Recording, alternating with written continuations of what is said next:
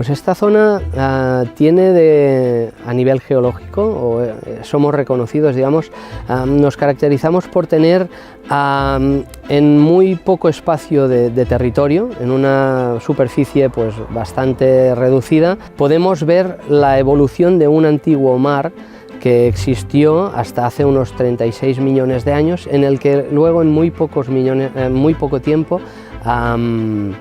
pues se secó.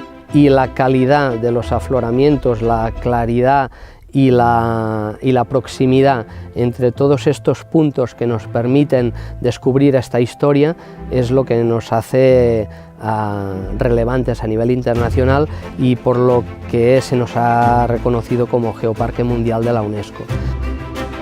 Ahora mismo estamos en el interior de un yacimiento de sal pura que se formó hace unos 36 millones de años. Aquí geológicamente había habido un mar que se secó, se evaporó, la sal sedimentó y la sal sometida a presión lo que hizo es subir, desplazarse y llegó incluso a romper el techo formando un diapirosalino, que es el nombre técnico de la montaña de sal. En esta zona de Mollà, en la que se encuentran las cuevas del Toll, básicamente lo que encontraríamos serían unas aguas muy limpias y muy cristalinas. En el fondo de estas aguas lo que abundarían serían los arrecifes de coral. De hecho, estas cuevas que se pueden visitar hoy en día, tanto la cueva del Toll como la cueva de las Tuixoneres como la cueva Morta, están construidas en el interior de un arrecife de coral fosilizado, petrificado. Es muy orgánico, el relieve de las paredes es muy peculiar y esto viene dado precisamente por su origen coralino. Pues encontramos un montón de fauna que acredita, digamos, que aquí hubo mar. A nivel internacional, estas cuevas son conocidas como el Palacio de la Fauna Cuaternaria, ya que en estas cuevas se encontró un gran número de animales pertenecientes a esta época geológica. La presencia de sales de este recurso natural también es una parte muy característica del geoparque. El visitante cuando llega aquí observa que en mitad del bosque asoma la punta de un gran iceberg de sal. Resulta que también tenemos ocupaciones humanas. La más antigua la situaríamos ahora hace unos 50.000 años y en ella encontraríamos viviendo una especie de antepasado nuestro que a día de hoy denominamos neandertal. También tenemos unas ocupaciones posteriores, también prehistóricas. La más importante se remontaría ahora hace unos 7.000, 6.000 años y pertenecería al Neolítico. Durante el Neolítico medio el hombre desarrolla la ganadería y llega a la conclusión que es preferible domesticar animales.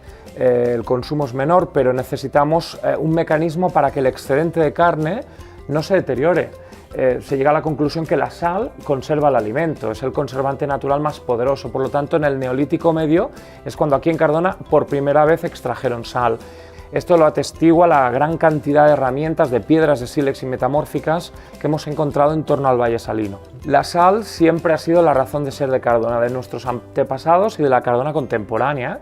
El castillo de Cardona no se entiende sin la montaña de sal. Desde la montaña en donde hay el castillo de Cardona controlamos quién se acerca a la montaña de sal. Tenemos aquí unos ejemplos, una calidad, una proximidad de estos de estas rocas que nos permiten explicar esta historia, este relato de un mar que desapareció, que se dice rápido, pero cómo el paisaje puede cambiar, cómo las rocas que vemos y pisamos cada día pueden explicarnos también una historia que complementa la nuestra. Un momento muy mágico es cuando te encuentras cara a cara con una persona que vivió hace miles de años. Eso es un momento muy mágico, normalmente lo encontramos en forma de enterramiento. En la mayor parte de los casos, cuando ellos se enterraban en la cueva del Toll, era porque querían conseguir el acceso a una vida que ellos creían que existía en el más allá. Claro, ellos se imaginaban este otro mundo como una proyección de su mundo, del mundo en el que habían vivido. Por eso en muchos casos se enterraban con cosas que habían utilizado a lo largo de su vida. Eso nadie sabe si se produjo o no se produjo. Lo que yo sí te puedo garantizar es que ellos llegaron a otro mundo, a otra realidad. ¿A cuál? A la mía. ¿Y dónde cobran vida de nuevo estas personas? En el Museo de Mollà, gracias a las visitas que toda la gente que quiere pues puede ir a hacer allí.